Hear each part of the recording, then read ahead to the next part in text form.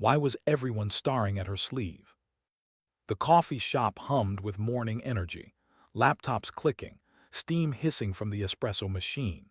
Sarah Chen stood in line, navy blazer neat, jeans pressed, scrolling through her phone like any other Tuesday morning.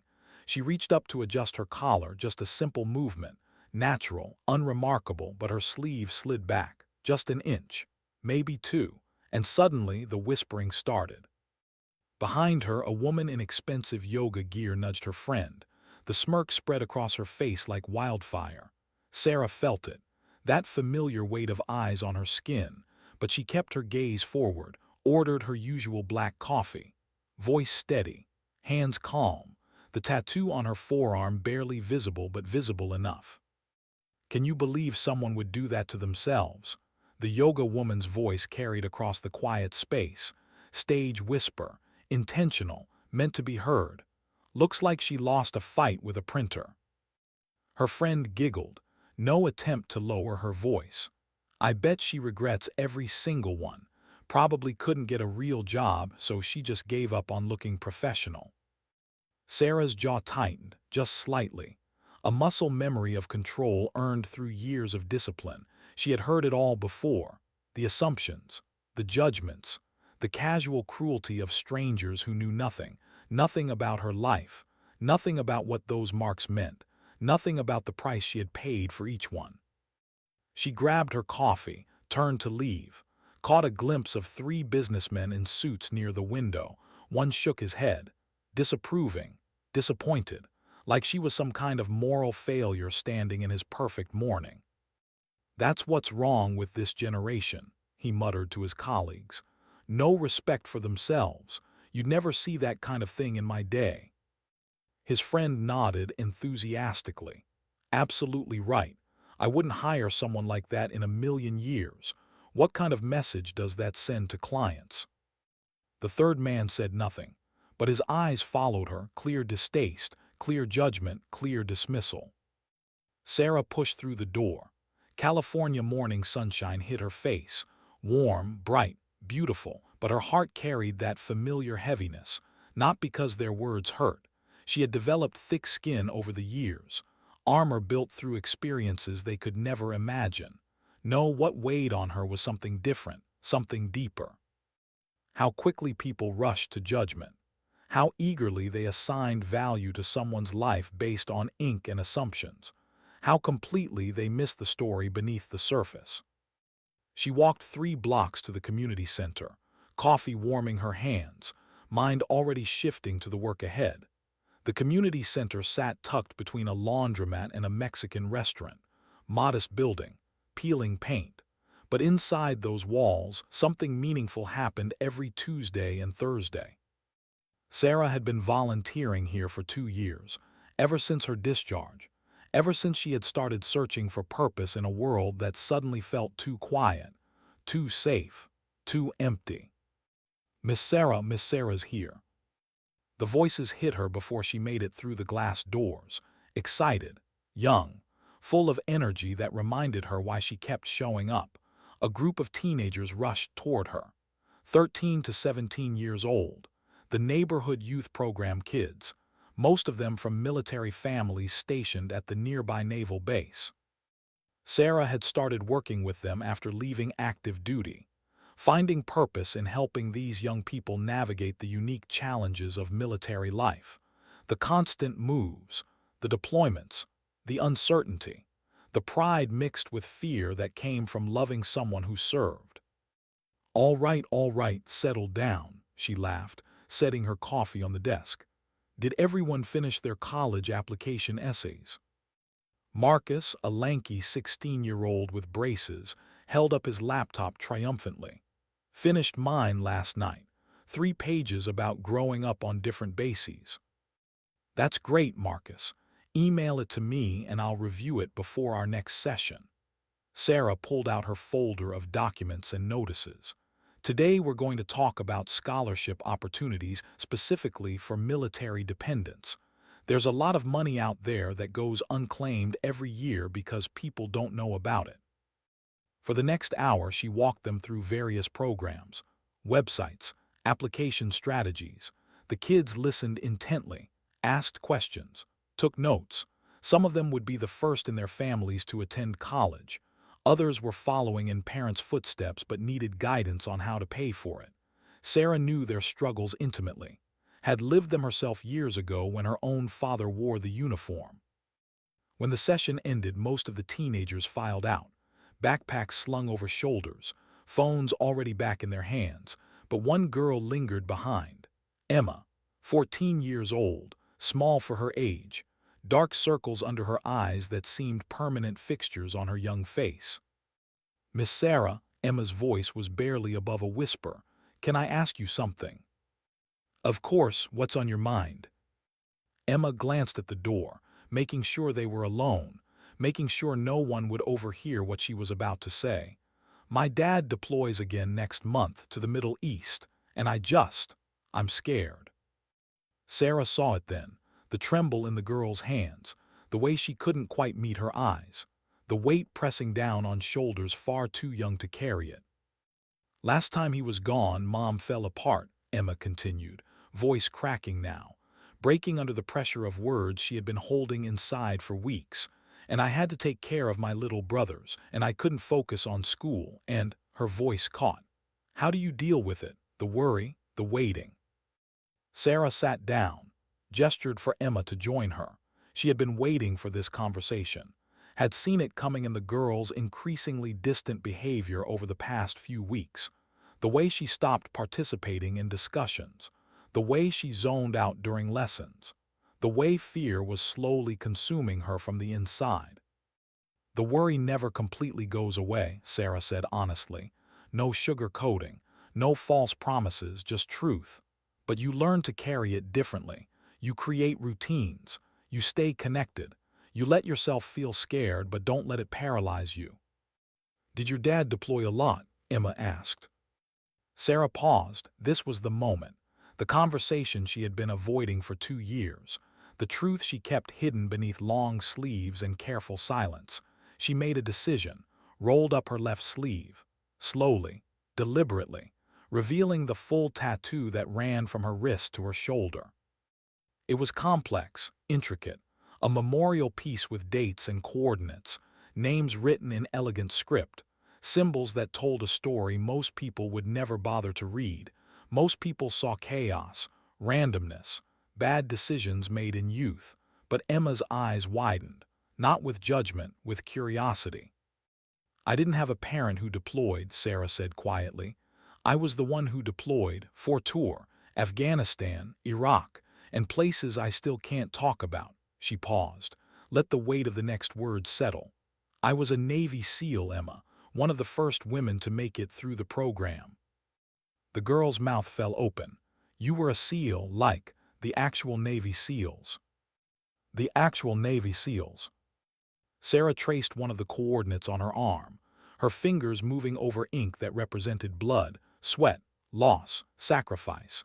"This is where we lost 3 teammates in an ambush. These dates are every mission I came back from when someone else didn't. These names." Her voice caught slightly, just for a moment. "These are the friends who made the ultimate sacrifice." Emma stared at the artwork, processing, trying to reconcile the woman she thought she knew with this revelation. But people treat you like," she struggled for words. "Like I'm just some troublemaker with tattoos." Emma nodded. "People see what they want to see," Sarah said. "They don't know that each of these marks represents something sacred. They don't know that I earned every inch of this ink through blood, sweat, and tears. They don't know that I carry my fallen brothers and sisters with me everywhere I go." The room fell quiet, just the sound of traffic outside, the hum of the fluorescent lights, the weight of truths finally spoken aloud. "Does it bother you," Emma asked, "when they judge you?" "Sometimes," Sarah admitted. "But then I remember why I have these tattoos. They're not for anyone else. They're for me, and for the people who can't speak for themselves anymore. The opinions of strangers in coffee shops don't change what I know about myself." Emma nodded slowly, processing this information, letting it reshape her understanding of strength and sacrifice. "My dad's a Marine, infantry. He has tattoos too, but he always covers them up when we go places, says people don't understand. Your dad's right, most people don't understand. They haven't lived it, haven't seen what we've seen, haven't made the sacrifices we've made. Sarah pulled her sleeve back down. But that doesn't make their understanding necessary. What matters is that you and your mom and your brothers know who your dad really is. A hero, a protector, someone who chose to serve something bigger than himself. I'm really proud of him, Emma whispered. I just wish I wasn't so scared all the time. Being scared means you love him. That's not weakness, Emma. That's the price of caring deeply, and it's okay to feel it. They talked for another 20 minutes, about fear, about pride, about the unique burden carried by families who love warriors. When Emma's mom arrived to pick her up, Sarah watched them leave, mother's arm around daughter's shoulders, both of them carrying invisible weights.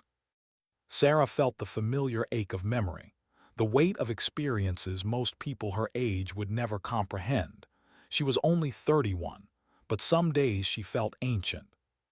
What was Commander Thornton doing at a community center event? The text from Derek came through 3 days later. Sarah was reviewing college essays at a coffee shop, different coffee shop, one where no one knew her, no one whispered, no one judged. Community center event next week confirmed. Base commander is coming. Big deal, don't flake on me. Sarah smiled and texted back a thumbs up.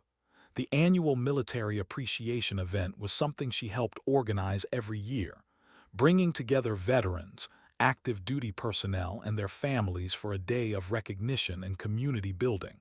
It was always emotional, always meaningful, always reminded her why she kept showing up. But a base commander, that was unusual. The event was held at the community center gymnasium, decorated with American flags and yellow ribbons, tables set up with information about veteran services, local businesses donating food and supplies. The energy in the room was different this year, more formal, more tense. Word had spread that someone important was coming. Sarah arrived early to help set up, wore a simple blue shirt and khakis, nothing fancy, nothing that drew attention, but Derek pulled her aside the moment she walked in. I need to tell you something, he said, his expression serious, almost apologetic. What's wrong?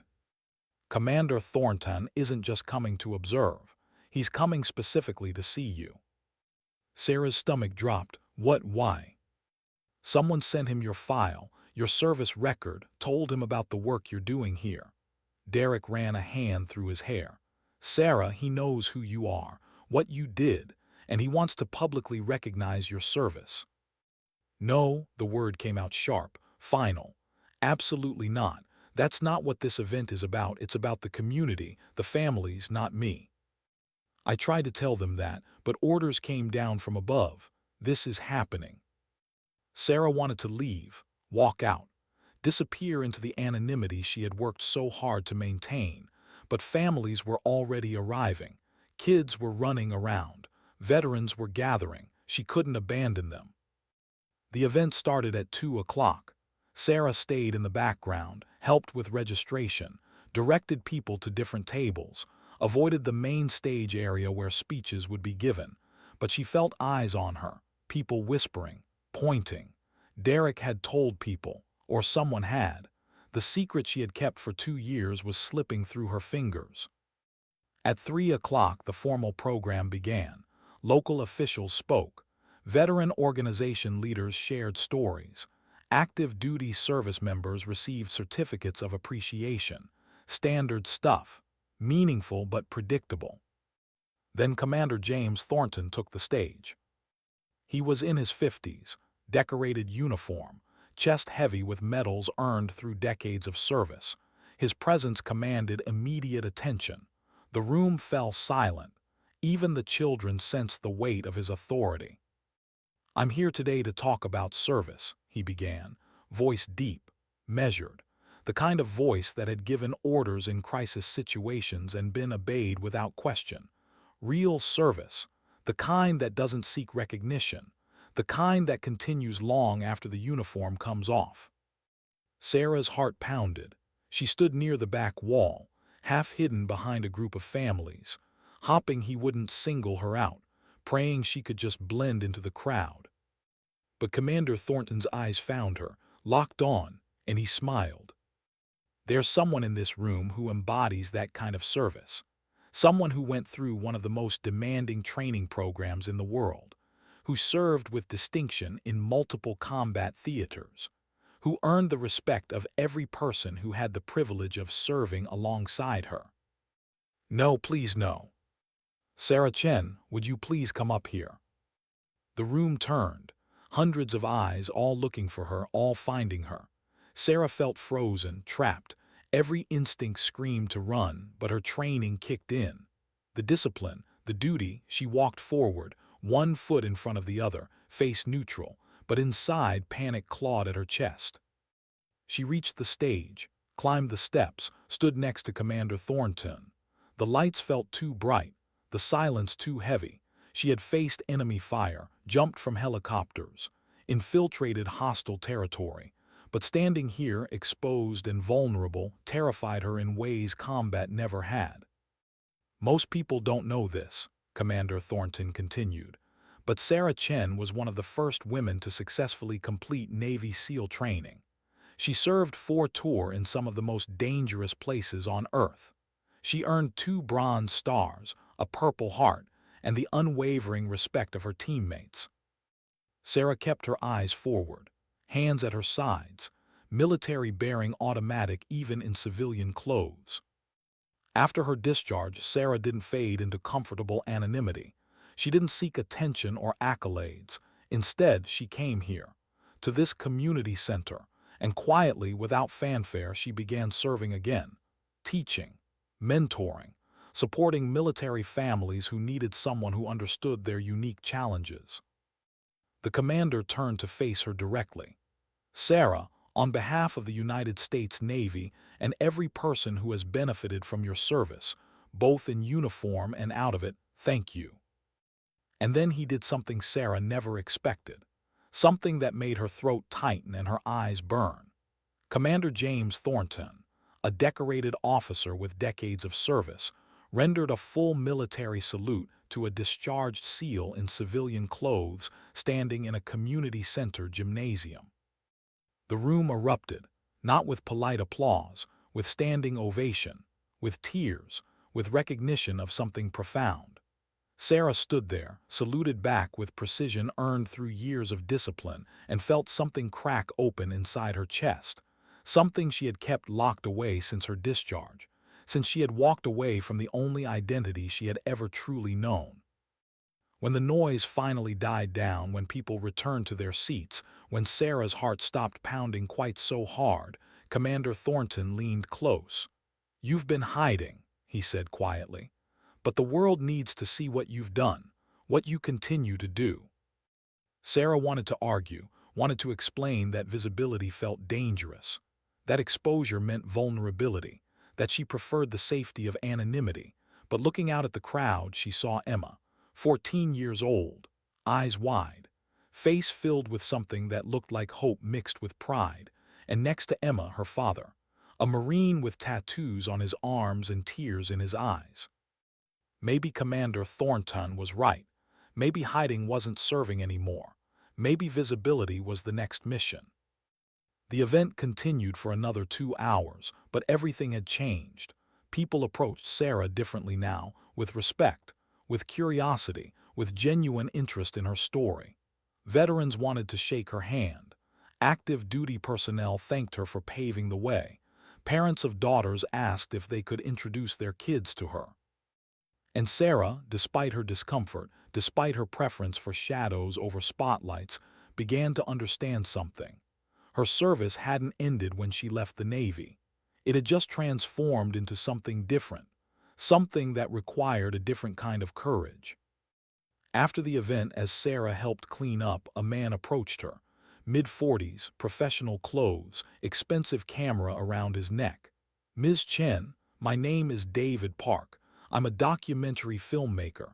I'd like to talk to you about a project." Sarah almost said no immediately, but something stopped her. Maybe it was the memory of Commander Thornton's salute. Maybe it was the look in Emma's eyes. Maybe it was exhaustion from years of hiding. "What kind of project?" she asked. "A documentary about women in special operations, their experiences, their challenges, their transition back to civilian life." David pulled out a business card. "I've been researching for 6 months. Your name keeps coming up. People say you're someone worth listening to." "I don't know," Sarah said honestly. "That's not really my thing, publicity, attention." "I understand, but consider this." David looked around the gymnasium, at the families still lingering, at the connections still being made. How many young women don't pursue military service because they don't see people like themselves doing it? How many veterans struggle in silence because they think they're alone? Your story could change that. Sarah took the business card. "I'll think about it." "That's all I ask." Derek found her in the parking lot an hour later.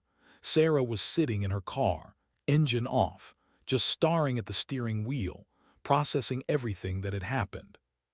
"You okay?" he asked. "I don't know," Sarah admitted. "I feel exposed, like I've lost something I can't get back." Anonymity, control, privacy, the ability to just be normal. Derek leaned against her car. "You were never going to be normal, Sarah. Not after what we've done. Not after what we've seen. The question isn't whether people know your story. The question is whether you're going to use that story to help people or keep it locked away." "When did you get so wise?" "Same place you did, the hard way." Sarah drove home that night with David Park's business card on the passenger seat, with Commander Thornton's salute burned into her memory, with the weight of a decision pressing down on her shoulders. The safe choice was obvious. Decline the documentary, return to quiet service, keep her head down and her story private. But Sarah Chen hadn't built a life on safe choices. She said yes to the documentary, but why did it feel like walking into an ambush? The coffee shop was back to its normal rhythm 2 weeks later. Sarah walked in wearing short sleeves, deliberately, intentionally, the tattoos fully visible from wrist to shoulder. She ordered her usual black coffee and waited at the pickup counter. The yoga woman was there again, same expensive gear, same judgmental friend. But this time when their eyes met, something was different. The woman's friend whispered something, pointed at her phone, showed the screen to yoga woman, and suddenly recognition dawned across both their faces. They looked at Sarah, then back at the phone, then at Sarah again. And for the first time there was uncertainty in their expressions, like maybe they had been wrong, like maybe there was more to the story than ink and assumptions. Sarah grabbed her coffee and left. No confrontation, no explanation, just quiet satisfaction in knowing that visibility had consequences, that truth had power even when unspoken. The documentary process began slowly. David Park was methodical, respectful. He spent weeks just talking to Sarah. No cameras, no recording, just conversations about her life, her service, her transition, her work with military families, building trust before asking for vulnerability. "I want to tell your story right," he said during one of their early meetings. "Not as propaganda, not as hero worship, as something real, human, complicated." "My story isn't that interesting," Sarah said. "You're wrong about that. But even if you were right, it's not about interesting. It's about important. There are thousands of women serving right now who need to see that someone like them made it through, that the challenges they face are real but not insurmountable." Sarah thought about Emma, about Marcus, about all the kids at the community center who carried burdens they were too young to understand. "What do you need from me?" "Your honesty, your willingness to be uncomfortable, your trust that I won't exploit your story for cheap emotion or easy narratives." Filming started in March. David brought a small crew, just 3 people, made it feel intimate rather than invasive. They filmed Sarah at the community center, at the veterans cemetery where her father was buried, At the beach where she ran every morning at dawn, trying to outrun memories that never quite faded. The hardest interview was about her service, about the missions she could discuss and the ones she couldn't, about the teammates she lost and the weight of survivor's guilt, about leaving the teams and feeling like she had lost her identity, her purpose, her family. "Tell me about the tattoos," David said during one session, camera rolling, lights positioned just right. Sarah took a breath, rolled up her sleeve, began the explanation she had given Emma but with more detail, more emotion, more vulnerability than she had shown anyone except her therapist. "This coordinate here, this is where I almost died. Ambush in Afghanistan. We were pinned down for 6 hours, lost 2 good people that day. When I got home, when I could finally process what happened, I needed a way to remember, to honor them, to make sure their sacrifice meant something." Her finger moved to another marking. "This date, this was my 4th deployment, last one. I knew I was done, knew I couldn't keep going back. The toll it was taking mentally, emotionally, it was too much. But leaving felt like betrayal, like I was abandoning my team." David asked gentle questions, drew out stories, created space for emotions Sarah had kept buried for years. By the end of the first filming day, she was exhausted, wrung out, but also lighter somehow, like speaking truths aloud had released pressure she didn't know she was carrying. Derek agreed to be interviewed. So did other former teammates who Sarah had served with. They spoke about her with respect and admiration, described her as competent, courageous, dedicated, but also human, scared sometimes, struggling with the same doubts and fears everyone in special operations faced. "Sarah was tough," one teammate said on camera, "but not in the way people think. She wasn't trying to prove she could be one of the guys. She was just trying to do the job, do it well, get everyone home safe. That's all any of us were trying to do." The documentary crew filmed the community center's next big event, captured Sarah working with the teenagers, showed her patience and dedication, the way she connected with military families who needed someone who understood. David interviewed several of the kids, asked them what Sarah meant to them. Emma's interview broke Sarah's heart. "Miss Sarah saved my life," the 14-year-old said to the camera, voice quiet but firm. "Not like in movies. She didn't pull me from a burning building. But when my dad deployed and I thought I was going to break apart from worry, she showed me that fear doesn't mean weakness, that you can be scared and still be strong. That loving someone who serves is its own kind of courage." The girl paused, gathering thoughts, and when she showed me her tattoos and told me she was a SEAL, it changed everything. Because I realized that strong doesn't look like one thing. Heroes don't all look the same, and the people who judge you based on what they see, they're the ones missing out, not you. Sarah watched the footage later with David, tears streaming down her face. "I had no idea she felt that way." "You changed her life," David said simply. "You're changing a lot of lives. The documentary will just help more people see it." But visibility came with unexpected costs. As word spread about the documentary, as articles appeared in military publications and veteran websites, Sarah's inbox filled with messages. Most were positive, supportive, grateful, but some were harsh, critical, angry. Male veterans accused her of seeking attention, of using her gender to get recognition they had earned but never received. Online trolls questioned whether she had really completed SEAL training or if standards had been lowered. Anonymous messages called her a fraud, a liar, someone trying to profit from stolen valor. The attacks hurt more than Sarah expected. She had faced enemy fire without flinching, but anonymous hatred from people who should have been her community cut deep. Derek found her at the gym one evening, beating the heavy bag with more force than necessary. "Saw the comments section," he said. "People are awful," Sarah muttered between strikes. "Some people are awful, most people are good, you're just focusing on the wrong ones. They're calling me a liar, Derek, saying I'm making it all up for attention." "Let them talk," The people who matter know the truth. Your teammates know. The families you've helped know. The kids at the community center know. He grabbed the bag, steadied it. And when the documentary comes out, everyone else will know too. Sarah stopped hitting, breathing hard, sweat dripping. What if this was a mistake? What if I should have just stayed quiet? Too late now. The cat's out of the bag. The question is whether you're going to let anonymous cowards dictate how you live your life, or whether you're going to keep serving the way you always have, with integrity, with purpose, without apology.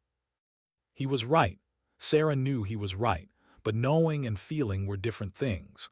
That night, alone in her apartment, she looked at herself in the mirror, studied the tattoos covering her arm, each mark a story, each story a sacrifice, each sacrifice meaningful regardless of what strangers thought. She pulled out her phone, typed a response to one of the supportive messages she had received, then another, chose to focus on connection rather than criticism, on the people she was helping rather than the voices trying to tear her down. The documentary filming continued through spring and into summer. David captured Sarah's morning runs, her meetings with veteran organizations, her quiet moments at the cemetery, the daily work of showing up and serving. No drama, no manufactured conflict, just authentic representation of a life dedicated to purpose beyond self. I want to end the documentary with the military appreciation event, David said one day. With Commander Thornton's salute, that moment encapsulates everything: recognition, service, community, passing the torch. It was embarrassing, Sarah said. It was powerful, and it shows what this is really about. Not individual glory, but collective recognition of sacrifice, honoring those who serve in all the ways service manifests. Sarah agreed reluctantly, gave David permission to use that footage, trusting him to tell the story right, to avoid exploitation, to create something meaningful rather than sensational. As summer turned to fall, David showed Sarah a rough cut of the documentary, 90 minutes long, titled Marked for Service, The Sarah Chen Story. She watched it alone in his editing studio, saw herself on screen in ways she had never imagined: vulnerable, strong, complicated, human. The documentary didn't shy away from hard truths. It showed her struggles with PTSD, her complicated relationship with her father's memory, her difficulty connecting with civilians who couldn't understand military culture, her fear that leaving the teams meant losing her identity. But it also showed her resilience, her dedication, her transformation of pain into purpose. When it ended, Sarah sat in silence for long minutes. "Well," David asked, "what do you think?" "I think you made me look better than I am. I made you look exactly as you are, which is remarkable. It's going to change things." "It already has, but yes, this will accelerate it. The question is whether you're ready." Sarah thought about the coffee shop, about strangers who judged her without knowing her story, about Emma and Marcus and all the other kids who needed to see that service took many forms, about female service members who needed to know they weren't alone, about veterans struggling in silence who needed to see that transition was possible. "I'm ready," she said. "Let's do this." The premiere screening was held at a theater on the naval base. Why did Sarah feel more nervous than she ever had in combat?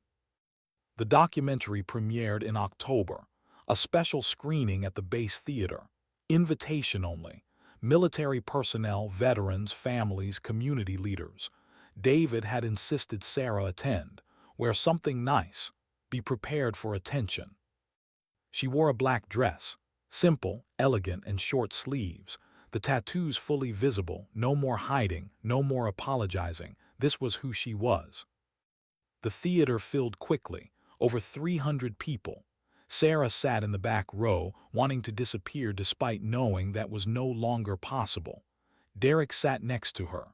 Patricia Hoffman, the event coordinator who had become a friend. A few other veterans who had supported her through the documentary process. "You okay?" Derek whispered as the lights dimmed. "Ask me when it's over," The documentary opened with Sarah's morning run on the beach, dawn light, waves crashing, her silhouette moving through the frame with determined rhythm. David's voice narrated over the footage, setting context. Then cut to the coffee shop scene. The judgmental whispers, the dismissive looks, establishing the disconnect between perception and reality. Sarah watched herself on screen, heard her own voice explaining the tattoos, saw the emotion in her eyes when discussing fallen teammates. It was surreal, uncomfortable, like watching someone else's life even though she knew it was her own. The audience was silent, completely absorbed.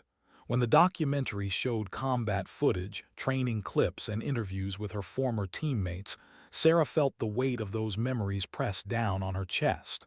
But she kept breathing, kept watching, kept trusting that David had told the story right. The interview with Emma appeared on screen, the 14-year-old talking about fear and strength and what Sarah meant to her. Sarah heard someone behind her sniffle, saw tissues being passed, the emotional impact spreading through the theater like ripples in water. Then came Commander Thornton's salute, the moment captured from multiple angles, the sound of applause, the tears, the standing ovation. Sarah watched her younger self on screen, standing rigid and uncomfortable, trying not to cry while hundreds of people recognized her service. When the documentary ended, the theater sat in complete silence for several heartbeats. Then applause erupted, not polite, thunderous. People stood, turned to look at Sarah in the back row. She stood because she had to, accepted the recognition because refusing would have been disrespectful. But inside, she still squirmed against the spotlight. Admiral Morrison approached her after the screening. Sarah recognized him from official photos and news coverage. He was the base commander, the most senior naval officer in the region. "Ms. Chen, that was extraordinary. May I speak with you privately?" They walked outside, cool October evening, stars visible despite the base lighting. Admiral Morrison didn't waste time with small talk. The Navy is developing a new program focused on veteran transition and community integration. We need someone to lead the civilian side of it. Someone who understands military culture but also knows how to navigate the civilian world. Someone with credibility in both communities.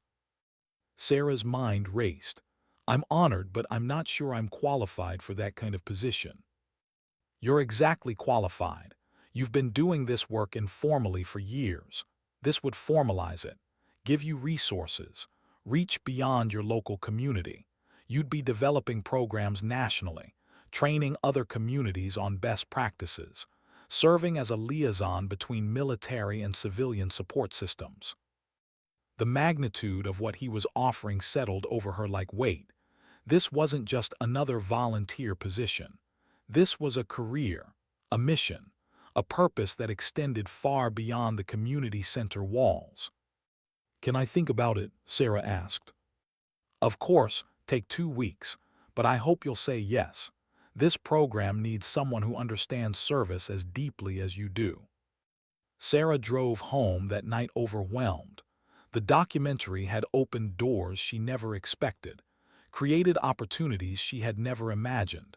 But with those opportunities came responsibility, pressure, the fear of failing people who were depending on her.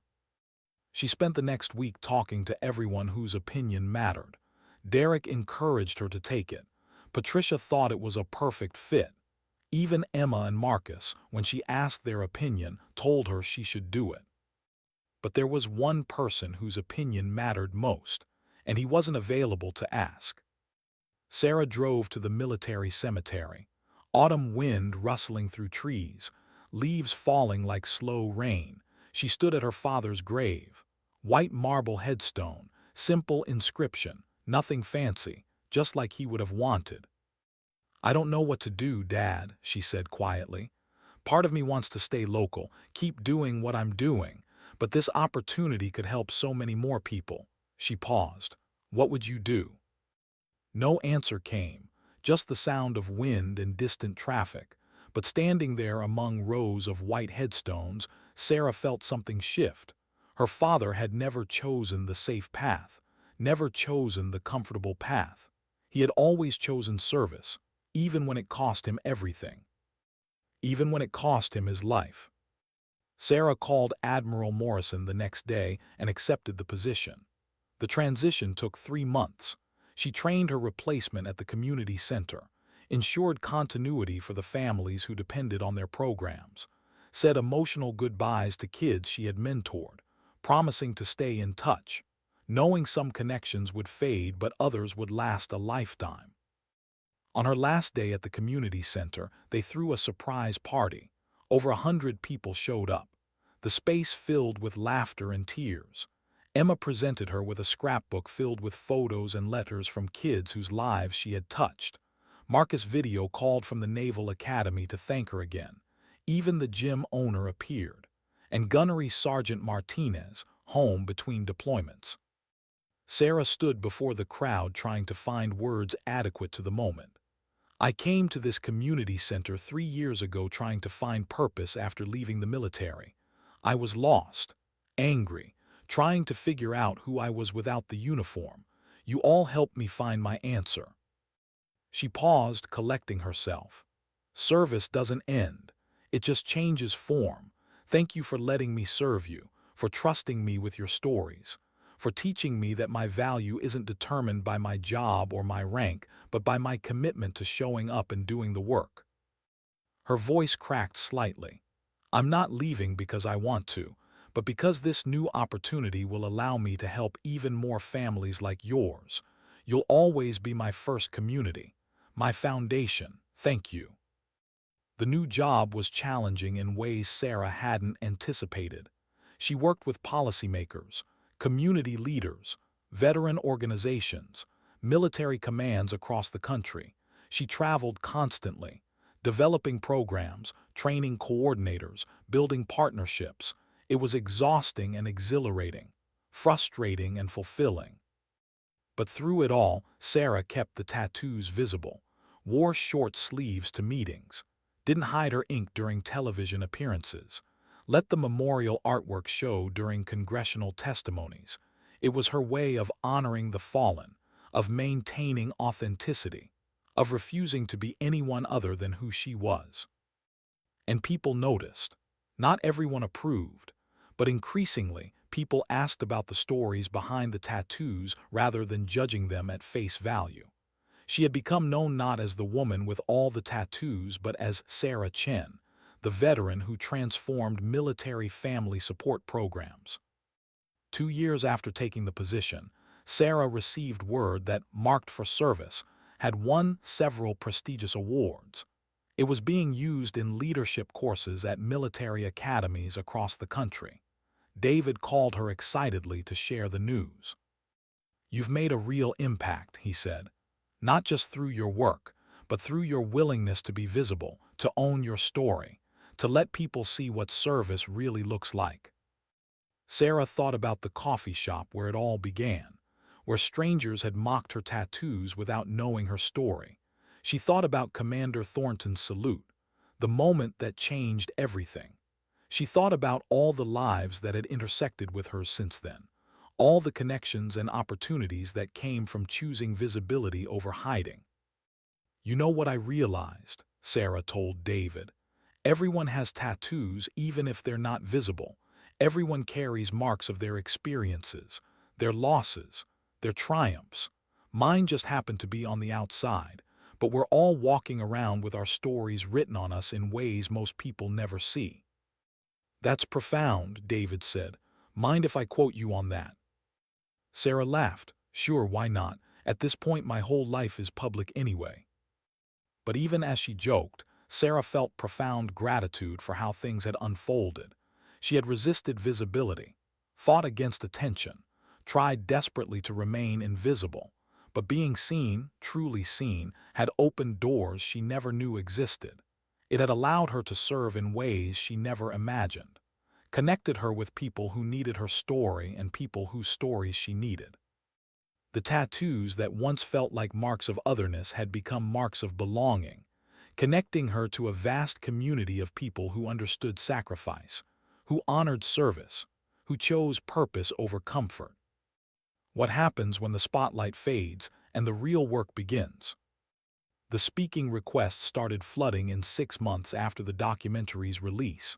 Universities, corporate events, military conferences, veteran organizations, everyone wanted Sarah Chen to tell her story, to inspire their audience, to prove that service mattered. At first, Sarah said yes to everything, felt obligated to accept every invitation, like refusing was somehow letting people down. She traveled 3 weeks out of every month, gave the same speech with minor variations, told the same stories about her service, her transition, her work with military families. The audiences loved it, standing ovations, emotional responses, lines of people waiting to shake her hand afterward, but Sarah felt increasingly hollow, like she was performing rather than connecting, like she had become a product instead of a person. Derek noticed first. They met for coffee one Saturday morning. Sarah looked exhausted, worn down. The spark that usually lit her eyes was dimmed to almost nothing. "You need to slow down," he said bluntly. "I'm fine." "You're not fine. You're burning out. I've seen it before. You're giving so much of yourself to audiences that you have nothing left for the actual work." Sarah wanted to argue, but she couldn't, because he was right. She had been so focused on telling her story that she had stopped living it. The program she was supposed to be developing had stalled. The connections she was supposed to be building had frayed. She had become reactive instead of proactive, responding to demands rather than leading with vision. "I don't know how to say no," Sarah admitted. "These people are asking for help, for inspiration, for connection. How do I refuse that?" "You don't refuse connection. You just refuse to be consumed by it. You're one person, Sarah, not a superhero. You need boundaries. You need rest.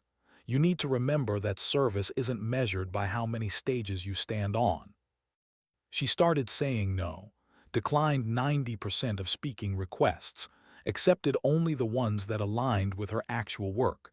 That served the mission rather than just her visibility. It felt wrong at first, selfish, like she was disappointing people. But gradually, Sarah found her rhythm again. She focused on the programs, building sustainable systems rather than just showing up for photo opportunities. She trained local coordinators in 20 different communities, developed toolkits and resources that could be replicated nationally, created feedback loops so military families could shape the programs designed to serve them. The work was quieter, less glamorous, no standing ovations or emotional speeches, but it was deeper, more meaningful, more aligned with why she had accepted this position in the first place. Sarah also started going to therapy, real therapy, with a counselor who specialized in PTSD and combat trauma. She had resisted for years, convinced herself she could handle it alone, that asking for help was weakness, that admitting struggle meant failure. But the documentary process had cracked something open inside her. Memories she had buried were surfacing. Dreams were becoming nightmares again. The coping mechanisms she had built were starting to crumble. Dr. Lisa Martinez was a former Army psychologist. She had deployed twice. She understood military culture in ways civilian therapists often didn't, and she called Sarah on her avoidance tactics from the first session. "You've been performing strength for so long that you've forgotten how to actually be strong," Dr. Martinez said. "Real strength includes admitting when you need help, acknowledging pain, processing trauma instead of just powering through it." The therapy was brutal. Sarah had to revisit missions she had tried to forget, had to sit with the guilt of surviving when teammates didn't, had to confront the rage she felt at a system that used people up and spit them out, had to grieve the identity she had lost when she left the teams. Some sessions left her shaking, others left her numb. But slowly, incrementally, Sarah started to feel lighter, like she was releasing weight she had been carrying for years, like she was finally healing instead of just functioning. Emma reached out during this time. The 14-year-old was 16 now. Her father had returned safely from his deployment. She was applying to colleges, thinking about ROTC programs, considering a military career herself. "I wanted to thank you," Emma wrote in an email, "for showing me what strength looks like, for being honest about fear and still choosing courage, for proving that serving doesn't mean losing yourself." Sarah read the message 3 times, tears streaming down her face, because this was why visibility mattered, not the speeches or the documentary awards or the recognition, but the individual lives changed. The girls who saw possibilities they hadn't imagined, the families who found support they desperately needed. She wrote back, shared her own struggles, her therapy journey, her realization that asking for help wasn't weakness but wisdom, encouraged Emma to pursue her dreams but also take care of her mental health, to understand that service and self-care weren't opposites but partners. The documentary continued to circulate. Sarah would occasionally get messages from people who had watched it, some from active duty service members, some from veterans struggling with transition, some from civilians who had never understood military culture before. One message came from a young woman training to become a SEAL, 22 years old, fighting against people who told her she didn't belong, who questioned whether she was strong enough, whether she deserved to be there. "Your story kept me going," she wrote. "When I wanted to quit, when I felt like I was breaking, when everyone around me was waiting for me to fail, I thought about you, about how you made it through, about how visibility matters. Thank you for being brave enough to let people see you." Sarah called Derek that night. "I think I finally understand why the documentary mattered, why visibility matters. Yeah, it's not about me. It never was. It's about creating a reference point for people who come after, showing them it's possible, that they're not alone, that the struggle is real but so is the possibility of success." "Took you long enough to figure that out," Derek said with affection. The program Sarah was building started showing real results by the 3rd year. Communities across the country were implementing the model.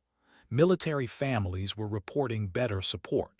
Veterans were finding smoother transitions. The feedback was overwhelmingly positive. But Sarah knew better than to rest on accomplishments. She kept pushing, kept improving, kept listening to the people the programs were designed to serve, kept evolving based on their needs rather than her assumptions. She also started mentoring other female veterans, women who were struggling with the transition, who felt invisible or misunderstood, who were fighting battles the world couldn't see. Sarah shared her story, but more importantly, she listened to theirs, created space for their experiences, validated their struggles without trying to fix everything.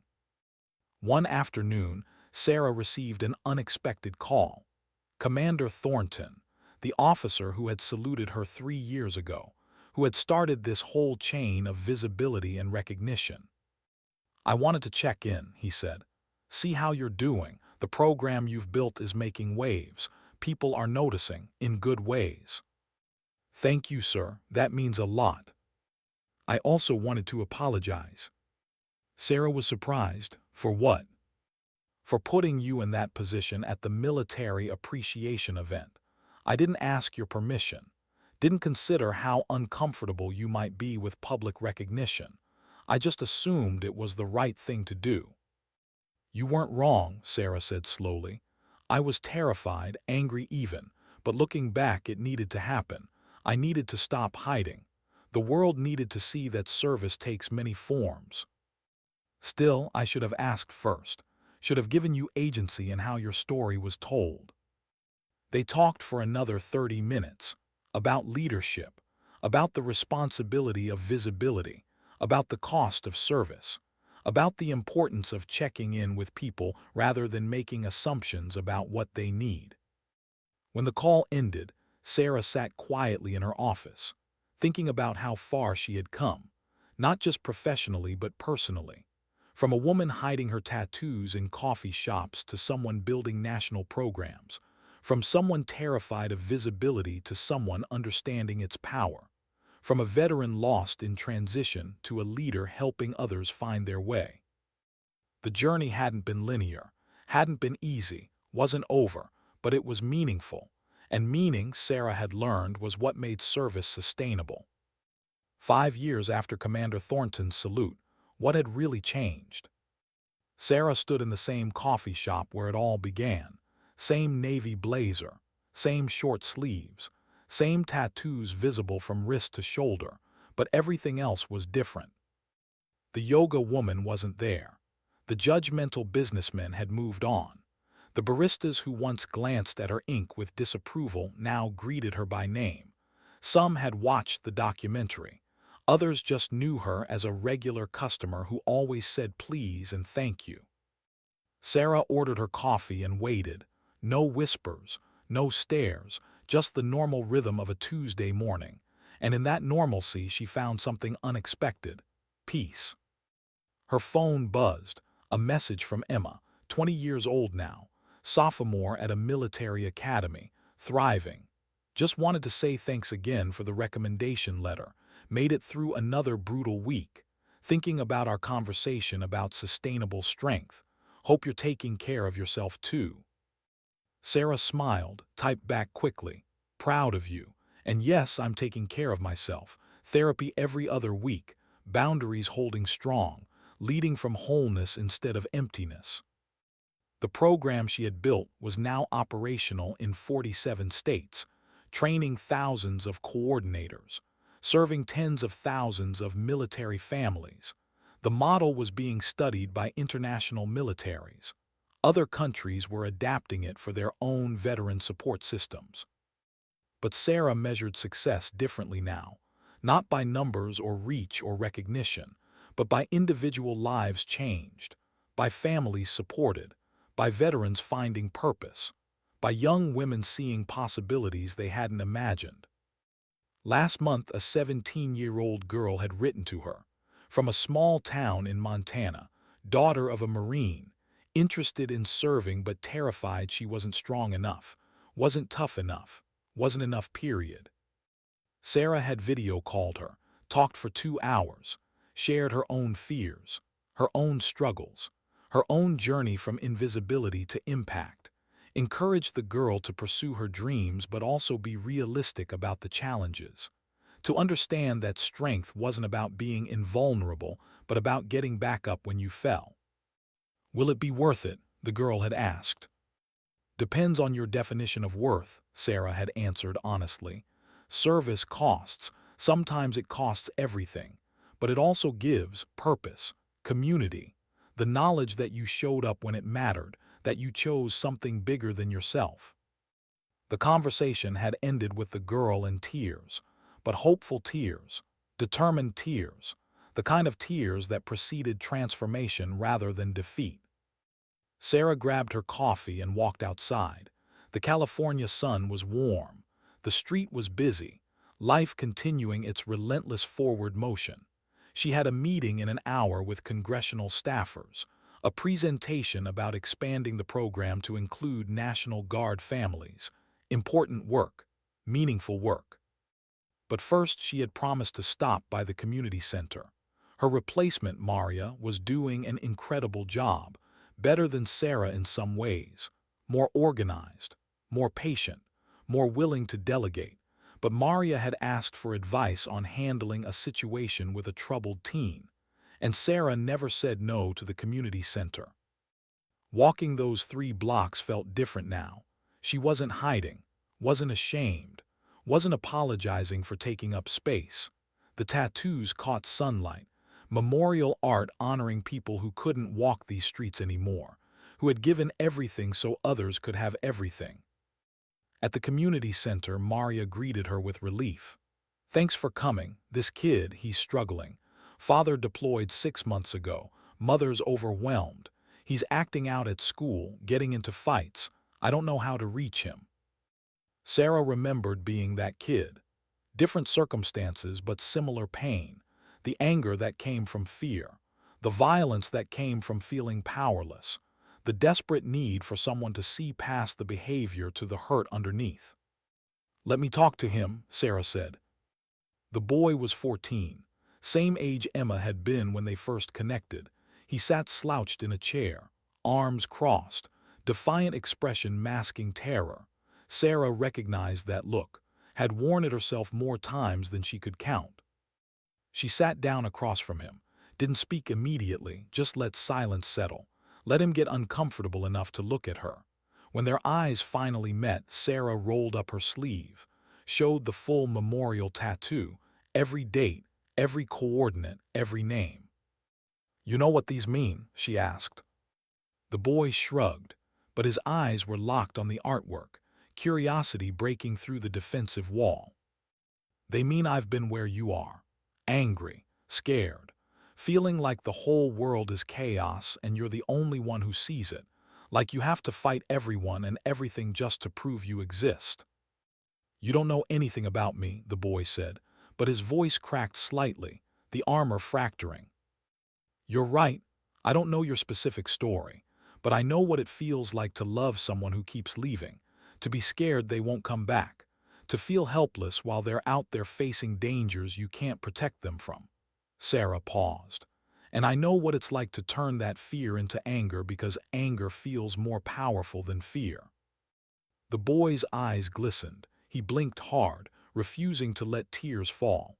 "My dad's been gone 6 months. Mom cries every night. My little sister keeps asking when he's coming home, and I don't have answers. I don't have anything except this anger that won't go away." "That anger is real, valid. You're allowed to feel it." Sarah leaned forward slightly. "But you can't let it control you, can't let it destroy the person you're supposed to become. Your dad is over there fighting. You need to fight here, not against other kids, not against authority, but against the fear trying to consume you." They talked for an hour. Sarah shared parts of her story, the boy shared his. By the end, he wasn't fixed. Healing didn't work that way, but he was slightly less alone, slightly more hopeful, slightly more willing to try therapy, to give people a chance, to believe that things could get better. Maria walked Sarah out afterward. "How do you do that? Connect with them so quickly?" "I don't hide," Sarah said simply. "I show them my scars, my struggles, my humanity, and in seeing mine they feel safe showing theirs." The meeting with congressional staffers went well. They were impressed with the program's results, committed to funding expansion, asked thoughtful questions about implementation and sustainability. Sarah presented with confidence earned through years of doing this work, of understanding the issues deeply rather than superficially. One staffer asked about her background, about her service, about the documentary. Sarah answered honestly but briefly. Her past informed her work but didn't define it. She was more than her SEAL career, more than her transition story, more than her visibility. She was someone who showed up, did the work, served with integrity, and that was enough. That evening, Sarah drove to the military cemetery. She tried to visit monthly, sometimes more often when life felt overwhelming, sometimes less when work demanded everything. But she always came back eventually. Her father's grave looked the same. White marble, simple inscription, American flag planted next to the headstone, replaced regularly by cemetery volunteers. Sarah sat in the grass, leaned back against the headstone, watched the sun set over the rows of graves. "I think I finally get it, Dad," she said quietly. "Service isn't about being seen or recognized. It's about showing up, doing the work, making things better for people who come after you. You did that your whole life, never sought credit, never needed attention, just served." A breeze rustled through the trees. Sarah closed her eyes, felt the weight of 5 years. The journey from hiding to visibility, from shame to pride, from brokenness to healing. It hadn't been perfect, still wasn't, probably never would be. But it was real, authentic, meaningful. "I'm okay now," Sarah continued. "Not perfect, not fixed, but okay. I found purpose again, found community, found myself." She paused. "And I'm helping others find themselves too, just like you helped people, just like you taught me to do." No answer came, just the sound of wind and distant traffic, but Sarah didn't need answers anymore. She had found them herself, through service, through struggle, through the courage to be seen. She stood eventually, brushed grass from her jeans, placed her hand on the headstone. "Thank you for everything you taught me, everything you sacrificed, everything you gave so I could have this life. I won't waste it, I promise." Driving home, Sarah thought about the yoga woman from that coffee shop 5 years ago. The woman who had judged her tattoos, mocked her appearance, made assumptions based on surface-level observations. She wondered if that woman had ever watched the documentary, ever learned the truth, ever felt regret for her cruelty. Probably not. Some people never looked deeper, never questioned their assumptions, never bothered to learn the stories behind the scars. And that was okay, because Sarah wasn't living for their approval anymore, wasn't hiding to avoid their judgment, wasn't shrinking to make them comfortable. She was living for Emma, for the boy at the community center, for the young woman training to be a SEAL, for the thousands of military families her programs were serving, for the teammates whose names decorated her arm, for her father who taught her that service mattered. For herself. Sarah Chen pulled into her apartment parking lot, grabbed her bag, walked up the stairs to her small but comfortable home. Tomorrow would bring new challenges, new opportunities, new people to serve, but tonight she could rest, could be grateful, could acknowledge how far she had come. The tattoos would always be there, permanent reminders of sacrifice and loss, permanent markers of a life lived in service, permanent proof that strength came in forms most people never recognized. But Sarah no longer needed other people to recognize it. She knew who she was, what she had done, what she continued to do, and that knowledge was enough. Sometimes dignity doesn't speak, it simply acts. And in acting, in showing up day after day with integrity and purpose, Sarah Chen had become exactly who she was always meant to be. Not because of what others saw, but because of what she chose to be. A warrior who never stopped fighting, a leader who never stopped serving, a human being who chose purpose over popularity and authenticity over acceptance. And in making that choice, she discovered that the people who mattered, the people who truly saw her, didn't judge the ink. They honored the story it told.